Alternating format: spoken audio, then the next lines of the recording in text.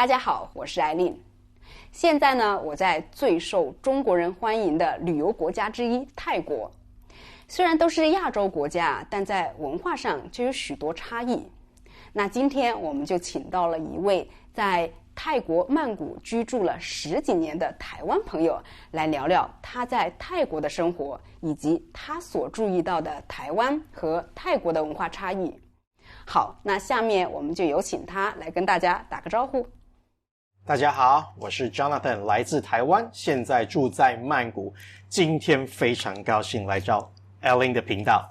你们好，谢谢你，非常荣幸有请到你。不要这么说，你好。你来泰国大概有多久了？前后加起来近15年了。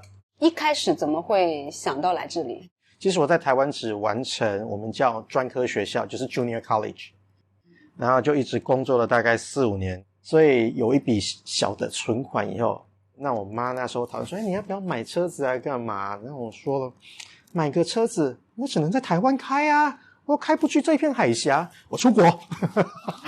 对，我没想很多，然后那时候只是在杂志翻到我就读的那个学校有一些申请招生的资讯，那就试试看。所以从我开始看到资讯，包括申请学校送类的，只有大概3个月的时间。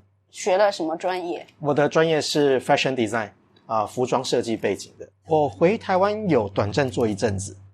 现在是从事什么工作？现在从事教学，就是华文教学。因为以前在台湾我也教过补习班。我第一次来泰国的时候，因为泰语我只会一句，就是萨瓦迪卡。对，但是我不知道他们不仅在讲泰语的时候会说卡，他们在讲中文跟英文的时候都会。对，就比如说我去一家餐厅吃饭，好结账的时候，他们会说 Thank you 卡，拜拜卡。对，卡字是一个语助词，就代表结尾的敬语的意思。有个卡字就代表你是有礼貌的，然后女生就用卡，男生用 club。那如果你没卡也可以啦，语气好一点。但有时候遇到像我这么歪的人，嘴巴讲着卡，然后手里的动作不一定是这么卡。比如说我在市场很挤的时候，我买东西我要赶着出去，那前面就有一些小贩啊，一些阿姨慢慢逛慢慢走。泰语叫做 kotoka， 就是不好意思，就 excuse me， kotoka 或是 kotonaka 就更有礼貌了。我都会嘴巴 kotoka， 然后手里就把人家推开kotoka 要出去，就嘴巴 kotoka， 所以嘴里讲着卡，但心里没有那么卡。我很少看到泰国人赶时间。很少，对，基本上不会。因为我们会比较着急，我要赶去某某地方。对，泰国人走路都是。对，就这样，这个叫做每次都是散步。对，这个叫泰语叫做撒白，或是散步就撒白，轻轻松松，或是宅烟烟，冷静。不一定哦。泰国女生发起狠来也很厉害哦，真的发起狠来，那种市场在骂人的那个用词哦，如果你听得懂，就觉得哇，好凶狠。还看到就是女性摊主啊，就市场做小生意的骂街还出来打人敲人的也会。哦，是吗？会。这个有点颠覆了我对泰国人的观念。他们凶很凶，我还看过2个女生情侣在街上抢一个男的，然后当场拉头发裹着。2个女的抢一个男的。对，讲到卡字你就会想说笑嘛，对不对？不久前那个朋友看到一个泰国人，像都有20-30种不同的微笑，应该说什么时候都在笑，但那个笑有不同的意喻在，开心的笑，生气的笑，专业笑，对，嫉妒的笑，不同的笑法代表不同的意思。来，你演示一下嫉妒的笑。应该不行，所以我没办法当演员。嫉妒的笑就是为什么设备这么多？为什么灯光这么美？他们就网络上你会看到，我看到朋友传给我的就是10几种、20几种在泰国不同的笑法，所以他们是真的很喜欢笑。我觉得就是连伤心的时候都笑。其实没有啊，我觉得这是政府为了推广观光做的是一个特色出来哈，就是大家都会对你微笑。后来民间就为了调侃，我们哪有什么时候都在笑，就什么都一直伤心，而且都是这样子。对，伤心，哭，生气，什么都在笑。对，但巴黎就印尼巴黎也是说算是一个微笑比较多的地方。他们那边的人也是，就真的是你在机场在哪里，他们都是对着你笑，但是他们的笑虽然说感觉那个微笑很淡，但你会觉得有一点点假，就是对很专业的专业的笑，对，工作对专业自然的对对，皮笑肉不笑那个，对然后哇，那应该是刚打完肉毒，还来不及恢复，对，就这样会这样子笑，对。这边的整容行业是不是也很兴盛，很兴盛？10几年前我刚到的时候，就有间接接触到朋友要来，哇，第一次看到那种我们台湾讲小针美容啊，就是那种比较微整形，但是小针来讲就代表可能不是合法的。然后他们就会自己会进口一些不管 Botox 啦或是什么那些药来打。然后我去看那个诊所，哇，很辉煌耶，整个 lobby 大厅有各个中外日韩的艺人照片，然后会让你看说你今天你哪边想整得像什么哪个那样子，有没有？就你就可以选，对，哪一款，对，没错。泰国人喜欢整形吗？哦，喜欢整的嘞，是吗？看得出来好吗？对，有一些是看他有没有钱。就是有钱的找到好的整形诊所，技术好的当然很漂亮，但有些真的就是没办法，钱不够又想整，对，你就看到对很突兀的嘴唇，很突兀很尖的鼻子，对，还是会有这样，就可能那一块凸出来就有点不自然。对，台湾人审美跟泰国有区别吗？有，泰国人比较不会在乎说，我觉得我胖就是丑，身材比较丰腴的，他还是很愿意把自己打扮得很好。但在台湾我们可能就说，哦，我这边比较胖我该遮，这边比较肿我不应该露出来。但我确实有发现在街头上走的时候看泰国人有很多非常胖的，对，就是这么胖的我在大陆见的比较少。对对，年轻世代，然后包括近几年泰国也进步的蛮多嘛，所以饮食文化也会改变吧。现在你去市场看，炸的特别多，有酱料有甜的，有美乃滋啦，有 cheese 酱啦，然后为了那个辣酱好吃一定要加点糖啊，加点其他的那种 artificial 的东西嘛，对，那吃多了一定会慢慢肿起来。而且可能也跟刚刚你讲的他们没有特别在乎瘦，所以就也无所谓，我胖就胖咯。对，没错。但可能在大陆或者台湾，哎呀不行，我要减肥。对，没错。那你要说吃的健康一点点，老实讲你在泰国你要吃健康一点不是没有，真的会比较贵。那一般人民你要花那么多钱，你看我要吃得饱吃得健康，可能要花我现在2倍到3倍的价格，先以吃饱为主。这边的人注重美白吗？喜欢黑的或是喜欢我自己是健康肤色的还是大有人在，毕竟他们这是一个热带国家嘛，你说要完全抗拒不晒太阳，对啊，很难。那不如就让自己的皮肤有黑的健康一点，好看一点。因为在像在大陆普遍来说，女孩子是会更喜欢皮肤白皙一点点，对，我们所以他们化妆啊或者是上镜一定会用那种美颜，然后会滤镜啊美白，对，我知道他们都说一白遮三丑嘛，对，有讲过，有这样的说法。我们还说一黑遮八丑，全黑了什么都看不到了。这边人会特别在意双眼皮吗？泰国人还好，我很少听到或看到泰国人是特别去割双眼皮这件事，大部分看到的就是整鼻子啦、整下巴或嘴唇，尤其是唇鼻，泰国人这边好注重。那这边是不是真的有很多男生去变性？这个观念在泰国比较开放，比较包容，他有那个能力，他也能随心所欲做自己的人，自然就朝这方面去做。那既然他能这么做，这个资讯又是公开的话，会变成大家就觉得说，哦，泰国有这么多，就是在街上也可以看得到，政府部门也有啊，也有人这样子工作，有第三性工作的对啊。然后包括我以前在这边念大学的时候，也有老师是男生2年后变成一个女生的老师，他的名字也从男生名改成女生名。台湾这方面是有，但不会在台面上公开讲出来，不会像泰国这边是比较公开的透明的把这些都呈现出来。为什么会有这么多泰国人去变性 OK， 据我以前听到的一些资料来讲说，男生的话如果没有任何的专业技能与知识，依靠卖体力来工作的话，可能就是去餐厅打工啦，然后搬货啦，或是下田种这一些，收入来讲就相对是很低的。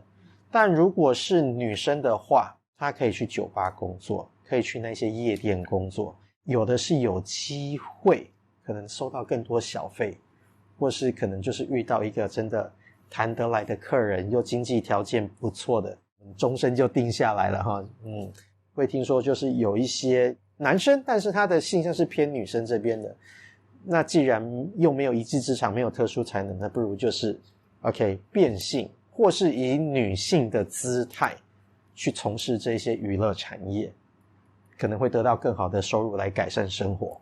就我听过一个泰国女孩描述泰国男人说10个男人当中有8个是第三性，1个是同性恋，还有1个是和尚。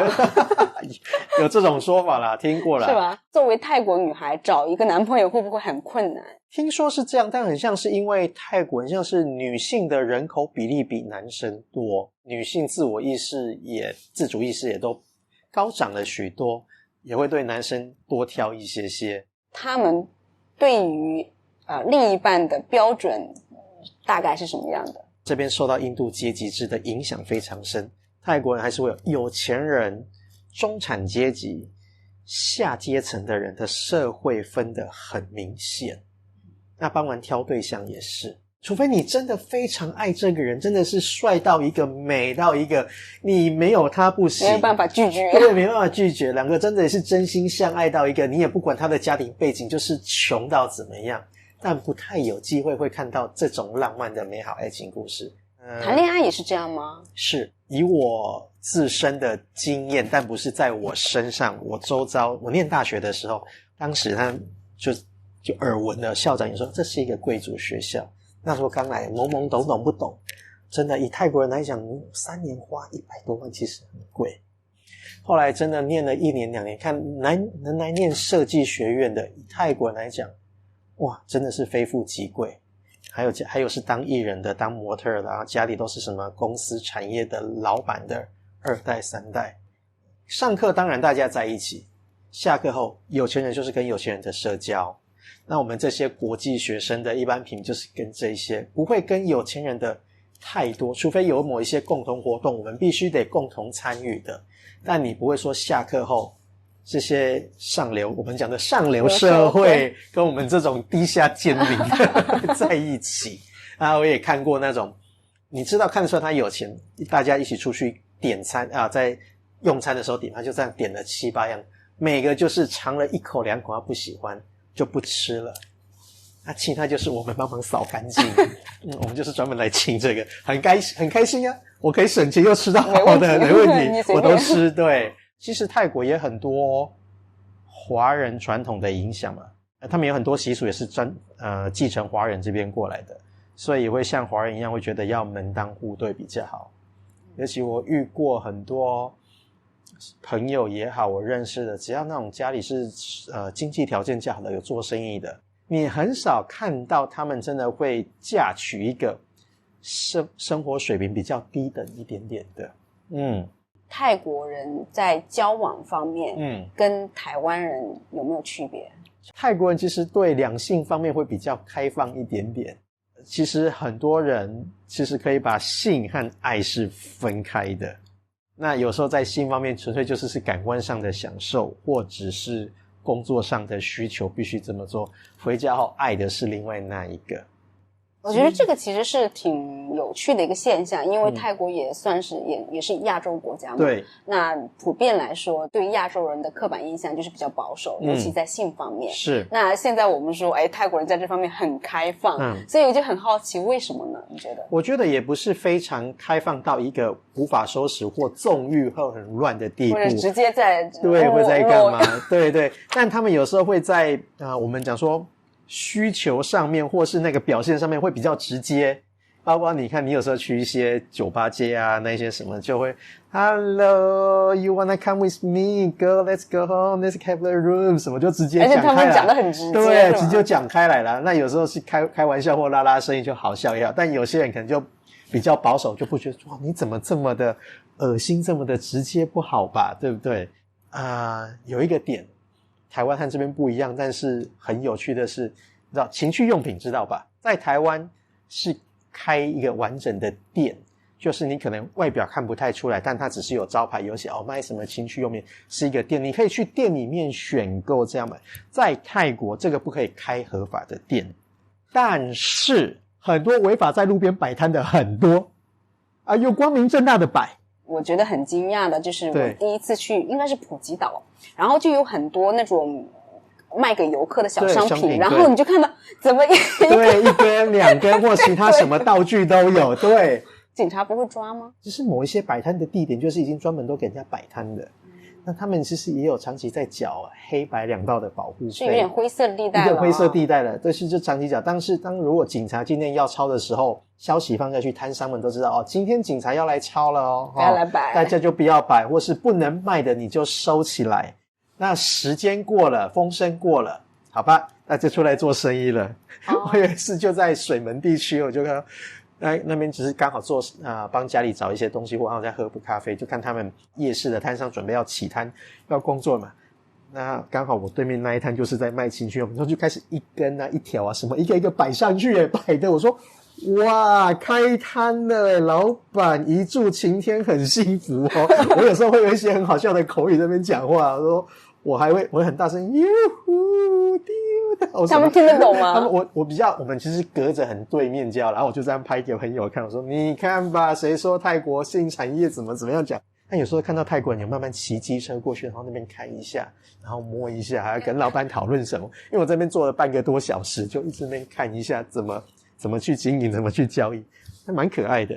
说到这个我有想到一件事情就是在 YouTube 上有很多西方人老外，像什么来自澳洲的，对，美国欧美的，对这些国家的人，他来到这边然后找了一个当地的女朋友，OK， 最后呢他们就会分享这样的故事，说被骗了，这个女朋友呢就开始向他索取钱财，这到现在还是在发生不是以前所有的荧幕媒体的形象来讲都会觉得西方比较高等，那我们自然会有一点点自卑感，比较低阶一点点。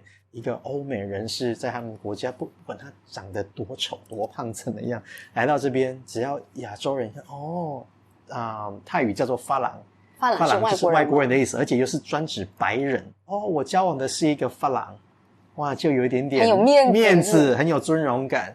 那尤其是当有一些生活低阶底层的，她来自乡下，她的老公竟然是一个老外，那是不是在村庄就会觉得哇有名不管有没有钱，但通常就算老外在他们的国家的收入也只是一般般而已，但有着常年的退休金，然后来这边跟一个泰国女生在一起，这女孩子就已经就很有面子了。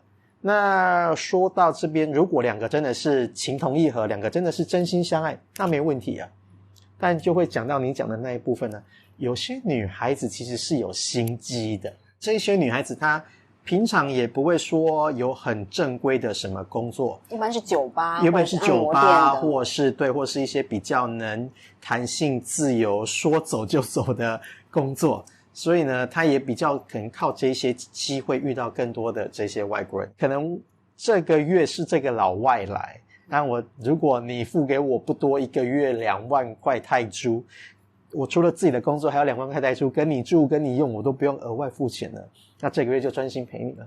但也不要因为这样子就觉得说泰国女孩子不好，我觉得这也算是各取所需啦。然后有一些家里真的是生活背景不好的，他也没有很多谋生的能力，就只能靠这个方法而已。还是有很多真的是跟老外在一起非常好生活的，对，修成正果的对，修成正果的也有，也好好的在一起也有。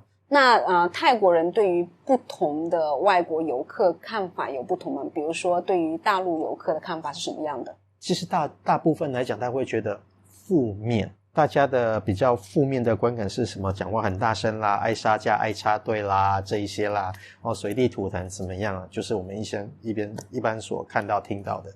但又一个是中国大陆游客又是都来花钱的，基于在赚观光客的钱的份上，现在就睁一只眼闭一只眼，只要他不要做得太过分。那如果说有个排名的话，当然我们以形象品质来讲，当然最喜欢欧美，那又最喜欢日韩。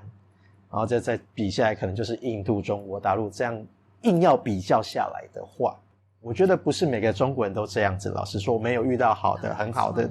那如果有一些比方说乡村大妈大婶啊，可能他们10-20年30年终于能出国一次，也不知道国外的习惯文化怎么样，那把自己家乡的习惯文化带出来，就大声嚷嚷大声叫，然后就不管街道怎么样吐痰，那一群中国人出来，我们瞬间看到的就是中国人就觉得中国游客不好，但也有好的啊，对不对？我如果要真的这样讲，我觉得印度的会比中国的更恐怖。是吗？这几个月前吧，年初去一些小岛玩了一下，刚好那时候其实中国游客没有，几乎没有。泰国政府已经开放，印度国家、印度还有阿拉伯国家先过来这边。小岛上的印度人真的很夸张，我骑着机车慢慢走，那前面这是主要道路，旁边也都有摊位可以请你沿着边边走。在我前面我已经时速20-30，他不让就是不让。那你按个喇叭提醒他也没用，因为我们毕竟人在国外，当你某一个负面的表现比较大的时候，一定自然会被放大。就像枪击案一样嘛，死了1个2个，然后就觉得整个曼谷都很危险。来这边花钱比较多的是不是大陆游客，还是说欧美的？没有，其实是大陆游客花的很多。其实欧美的消费习性，他们可能会想住好一点的饭店，然后很轻松的在那边度假休息，但他不会在太多的一般饮食方面，对，或是一些衣服啊、奢侈品啊，或是一般的简单的消费性商品花太多。对，那几乎买这个的就是台湾啦、大陆啦、香港啦、日韩更多。我有发现泰国有一些东西，例如说电子产品，相比大陆的话会贵很多。对，因为进口关税的问题，贵1倍，基本上是。讲到电子产品，我最近就被大疆泰国弄到一个大疆最近不是出了一个新的口袋相机3，对不对？ Pocket 3。泰国人他们就很多店面就他没货，他也不跟你讲什么时候有货，也不可以给你保证，那总是模棱两可的说先生你要订哦，然后你不订的话可能就不知道什么时候货给你，但你订了我也不知道什么时候有货，那我干嘛订？所以订跟没订有什么区别？是不是？对，然后你再去就说不好意思你没有订我们货已经卖出去了，在这边就是这个没货，那你要问他说其他店家有没有货，他就会傻在那边我们跟他们没联系那不是我们的管辖范围。好，泰国就是这样子。我也碰到过类似的，就是我们去买这个灯，然后它也是没有货了，我们很喜欢那一款，就想买那个，然后那我说可不可以我就买这个样品，他说可以，但是可不可以便宜点，因为你灯已经在那里展示了很久，他说不可以，不可以，对。然后他有一个那个很重的架子，我又不想要，因为我带不走，我说可不可以拆，对不对？不可以，对，他们就这样，不知道为什么。也不分开卖，也不怎么样。这个对我来说我觉得是很奇怪的，因为在大陆是做生意的人是很灵活的，那你如果只想要这个，他一定能想办法帮你弄到。台湾也基本上是这样子。我以前发生过一个就是在我身上发生的例子，刚搬来没多久就去买一些组合家具嘛那我在卖场里面看到一个那种反正一个组合的多层的柜子，可以放很多书，那我就去问店员说不好意思这个还有货吗？他说没有货咯，我们只剩这个展示样品。我说那这展示样品也可以卖吗？没有，这个不卖耶。那我去跑了另外2-3家也都没有适合我，隔天再过来看看有没有货。他说不好意思上一次那个柜子那个展示样品他卖掉了不是不卖吗？对啊，不是不卖吗？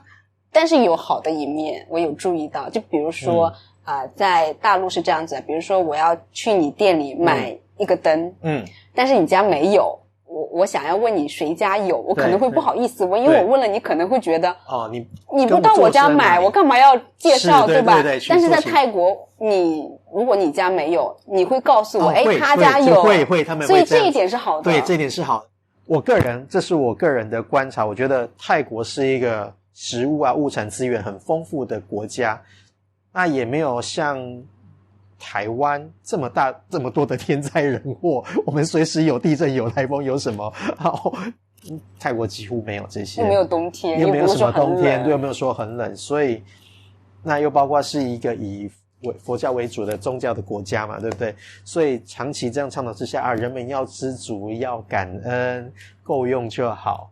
他们就也不用太努力怎么样，有得住就好。然后还有一个是，我虽然不知道低是低到多少，但我曾经侧面问过，泰国的房屋地价税非常低。然后你是泰国人，你可以一辈子持有这个土地这个房子。那比如说如果今天是你的祖父祖母已经有房子已经有财产在那边了，传承给你父母又传承给你，你一定都不愁吃穿了，也很稳定了。我不需要大富大贵，至少都不会饿着肚子，有车开干嘛？就很好了，就不会像中国人的心态会有一种我有了100万，我想要有1000万，我想要有1亿，就是我一定要往上攀升。对，没有，泰国人就很少这样子。泰国人也不爱加班呢。是吧？对啊，你要叫泰国人加班，有啊，你钱够多啊。他算一算，我如果加班目前给的时薪是我原本时薪不到2倍，不到3倍，不要，就是回家。像我们那边有的时候，比如说小公司，对，老板不走，下面的员工是不好意思走的。对，台湾以前也是这样。然后这种又不给加班费。对啊，那内地那边不是什么995还是996？对啊，在这边谁甩你996啊？这边可能775吧。那我觉得来这边如果说是开公司或者跟泰国人做生意，不会觉得很无奈吗？对啊，所以而且这边又有许多对当地比较保护的一些政策和法令。那如果你要聘请泰国员工，你就是必须要去观察，去培养他们处理事情的态度和习性。就像内地、台湾包括欧美来讲，我们对准时这件事情很在乎。是不一样的吗？如果在泰国，一般的公司除非是什么外商非常需要你准时，一般的公司一些员工职员来迟到个半小时以内是正常的。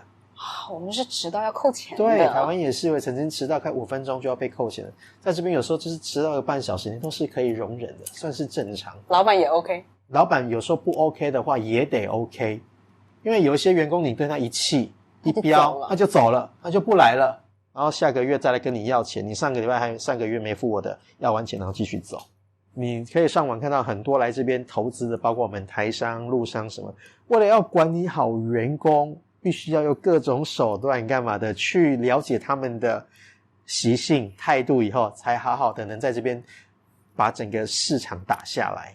我在泰国街头是有注意到很少有人抽烟。这边从前几年开始，政府立法了，公共场合大部分地方都禁止抽烟，然后也会罚款，而且罚得蛮严重，我记得是1500到2000泰铢。所以只要在那一些非特定吸烟区吸烟的人，大家可能随时可以检举你，或警察经过马上就开单，现场就去缴钱了。所以会不会这边抽烟的人少一点？也是不少啦，但是大家会有某个自我意识、自知之明，知道政府已经有这样的法规了，就不要在那边抽。我不知道台湾怎么样，就是在我刚来这边的时候，我也注意到那个烟盒上的那个照片，是很吓人的，就是一块什么很脏的肺还是什么。泰国人就是已经我们讲浮夸习惯了一定要下猛药才能吓得了他们。台湾有就是那种可能拍一些已经被烟害侵蚀的内脏的图给你看，但泰国人更厉害，他有印那种那个人已经是肺癌啊什么的插管印在烟，对，要死了，那给你看。然后一个更可爱的是，我忘记是在泰国还台湾，如果男孩子吸烟听说会对性功能有影响，他们就有人印出那个烟是这样弯弯的，然后你抽多了男生的对就变软了，就起不来了。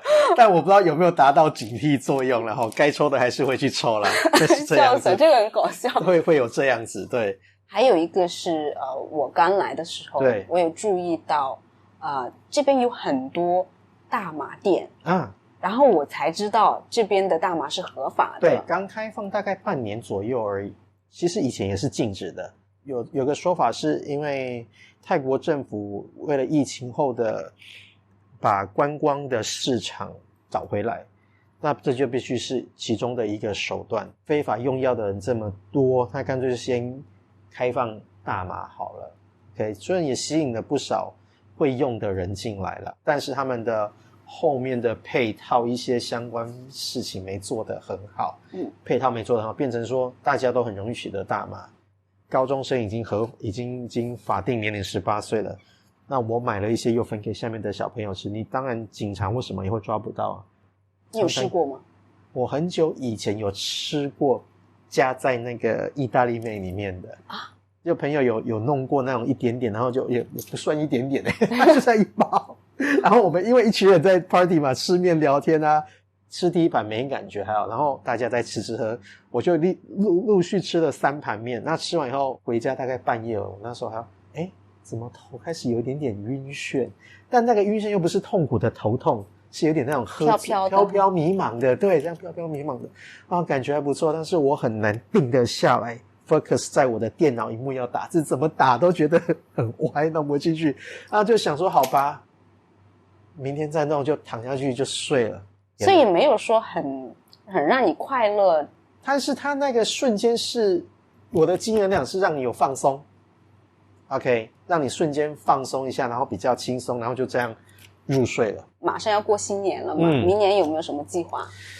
明年嘛，老实说我还在为我的生活啦经济方面呢我必须要再多努力一点了哈，毕竟加油。对，生活条件还有一些经济条件还不是那么的好，所以如果有一天不好意思在 YouTube 看到我，那应该确实是我有可能的话啦哈，对，但我真的也不知道做什么，因为很多人都说你就是介绍泰国观光啊，什么什么有趣的，但老实讲，我在这边住了快15年，出去什么东西看过的，我会觉得有趣吗？你对它不敏感了。对，我也不想要那边很做作啊，大家好，你看这个，哇，好漂亮，好可爱，好好吃哦。不会，我去就已经是很冷感了。不好意思啊，包括如果有些是我的朋友的话有些我看到你明明就不兴奋，你不要再给我镜头前面装的哇这个好好吃，然后下镜头以后就那边很冷是这样子的，就是我觉得很多做 vlog 的或都是对。好了，我知道那是工作了，但你要这样，我有时候会觉得好做作，会很累。就如果不是你的性格的话，对。今天真的跟你学到了很多。不会，很谢谢您的邀请，我也很高兴来这边上跟您聊。我是说真的，本人比镜头好看很多。我吗？对啊，我觉得你镜头可能是光照或什么吧，看起来又比较严肃啊，或是比较闷一点点。我们先不论身高。脸确实有，我身高是可以的。脸有名模的气场。你不知道你这边某个点像谁，你知道吗？像谁？刘雯。很多人这样讲。是不是？我学 fashion 的，我看到有刘雯的感觉出来。好，以后如果说你成为设计师，你可以邀请我去做你的模特。要啊！如果以现在的 fashion 市场来讲，你是有特色的那一种，因为美的已经多了，但是有那个特色，其实更能凸显设计师想要对服装产品注入一个不一样的灵魂，一个感觉出来。如果我再回来泰国的话，我就找你给我改造。有空就带你去改造弄一弄。我们可以做一期就是大改造视频，服装设计。不用大改造啦，我觉得小改造。对，就是说我们比如说能在某个预算内能改成什么样子。对，我们可以做一期什么500泰铢。现在有点太少好吗？其实可以给我预算大概给我预算大概1500、2000可以吗？你可以买布给我剪一剪是吧？缝一下。那我们这个床单就拿来用就好了，干嘛花500了？对啊，是不是？对不对？对啊。好，谢谢。好，那就拜拜。拜拜。